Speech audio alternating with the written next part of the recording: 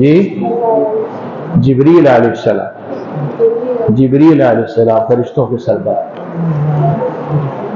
اور پھر انسانوں میں سب سے حافظ پہلے حضرت محمد مصطفیٰ صلی اللہ علیہ وسلم، پھر کہ ان کے بعد چوتھے درجے پر ابو بکر صدیق، پھر حضرت عمر فاروق، حضرت عثمان، پھر علی۔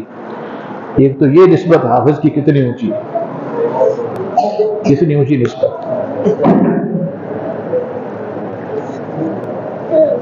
پنجاب کا جب پنجاب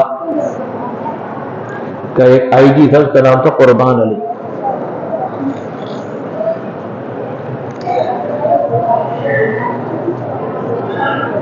ہمارے بڑے پرانے دوست تھے، بڑے ذمہ دار، انہوں نے اپنے بیٹے کا نام رکھا تھا قربان علی۔ کیوں رکھا ہے؟ پنجاب کا بڑا مشہور آئی جی ہوا، اس نسبت سے کہ وہ بڑا عہدیدار، بڑا افسر تھا، اور حافظ کی نسبت تو حضرت محمد مصطفیٰ صلی اللہ علیہ وسلم صحابہ کی طرف۔ تو تراویح سب سے زیادہ قرآن پاک کے محفوظ ہونے کا ذریعہ ہے، حافظ ہونے کا۔ تراویح جو ہے، میں ایک بات کہنے لگا ہوں، توجہ فرمائیے گا، تراویح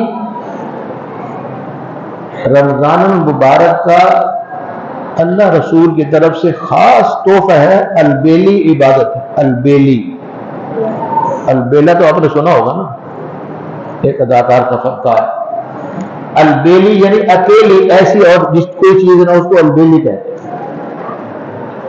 اور ساری عبادتیں رمضان کے علاوہ ہو سکتی ہیں، حتیٰ کہ روزہ بھی رکھا جا سکتا ہے، فرض روزے کی قضا رکھی جا سکتی ہے، لیکن تراویح باقی سال میں یہ رمضان کے ساتھ خاص ہے، اور ہم اس کو بڑا ہلکا لیتے ہیں، لائٹلی لیتے ہیں، خیر ہے جی پڑھ لیے پڑھ لیے، نہ پڑھ، کچھ گمراہ قسم کے لوگ گورنمنٹ نہ کرتے ہیں، خیر ہے جی نفلی چیز ہے، پڑھو یا نہ ہو، پھر یہ بھی کہتے ہیں تراویح کوئی چیز نہیں۔ ٹھیک ہے بھائی، کہنے والے تو کہتے خدا بھی کوئی چیز نہیں، کیا کہتے ہیں بابے تو کوئی شے ہی نہیں، بابے بڑی بڑی شے ہوتے ہیں، بڑی بڑی شے ہوتی۔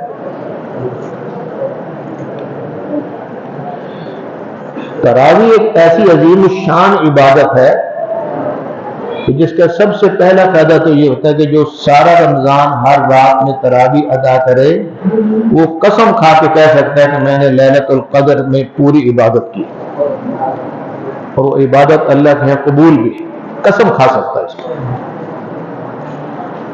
پھر اللہ نے نیکیوں کا اور عبادتوں کا یہ پیکج جو ہے نا تراویح کی شکل میں عطا فرمایا ہے۔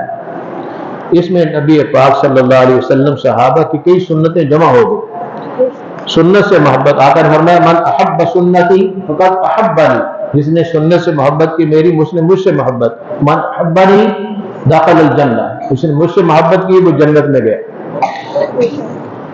اور یہ سنت تراویح کی ایک سنت تو یہ ہے جس پر ہم رمضان میں عمل کرتے ہیں کہ عشاء کے فوراً بعد، باقی سارا سال کوئی جماعت نہیں ہوتی، یہ سنت جماعت عشاء کے فوراً بعد ہوتی ہے، ہم سنت کے مطابق عشاء کے بعد ہی ادا کرتے ہیں۔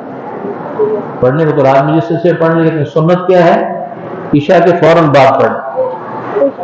نمبر 2 دوسری سنت ہے یہ نفلی نماز جماعت سے پڑھنا، یہ سنت۔ باقی نفل اگر جماعت سے پڑھیں گے تو مکروہ، بجائے ثواب کے عذاب کا خطرہ، اور اس میں جماعت سے پڑھیں گے ہی تو اللہ کو پسند آئے۔ دوسری سنت جماعت سے پڑھ۔ تیسری سنت 2 کر کے پڑھ۔ چوتھی سنت 4 رکعتیں پڑھ کے پھر تھوڑا سا وقفہ کرنا، تراویح ہے جس سے تراویح بنی ہے، جس سے تراویح بنی ہے وہ 4 رکعتوں کے بعد تھوڑا سا وقفہ کرنا، تراویح۔ اس لیے 20 سے ہٹ کر اگر کسی رکعات کی تعداد کو کوئی تراویح کہتے تو جھوٹ بولتا ہے، اس کو تراویح کہتے ہی نہیں۔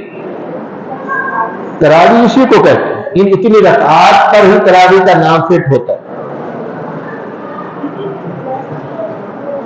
4 رکعتوں کے بعد بیٹھ جانا، وقفہ کرنا، ایک یہ سنت۔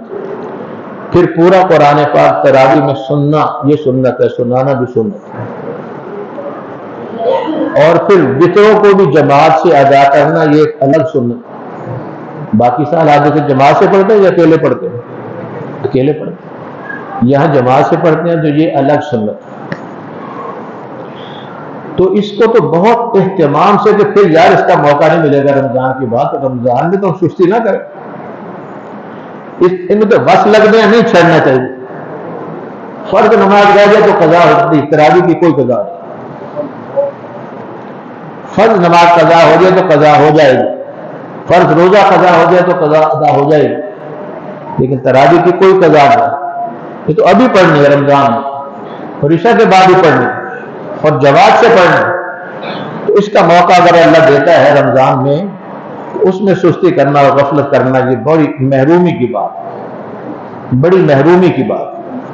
پھر آج کل لوگ یہ شور مچا رہے ہیں، کبھی تو یہ کہتے ہیں تراویح کوئی شے ہی نہیں، کبھی کہتے ہیں یہ بھی جو حافظ صاحبان مولوی صاحبان قرآن پڑھتے ہیں، نہ پڑھنے والے کو اس کا مطلب پتہ ہے کیا پڑھ رہا ہے، نہ سننے والوں کو پتہ ہے، بس انے باہ پڑھی جا رہے ہیں، طوطے کی طرح پڑھی جا رہے ہیں.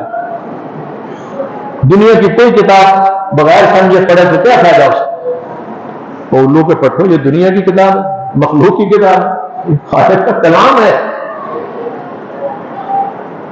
اس کے الفاظ میں نور ہے، الفاظ میں نور ہے. ایک واقعہ اس کے نور کا جو عام آدمی کو نظر آیا، اور دوسرا نور کا جو اللہ کے نبی نے بتایا.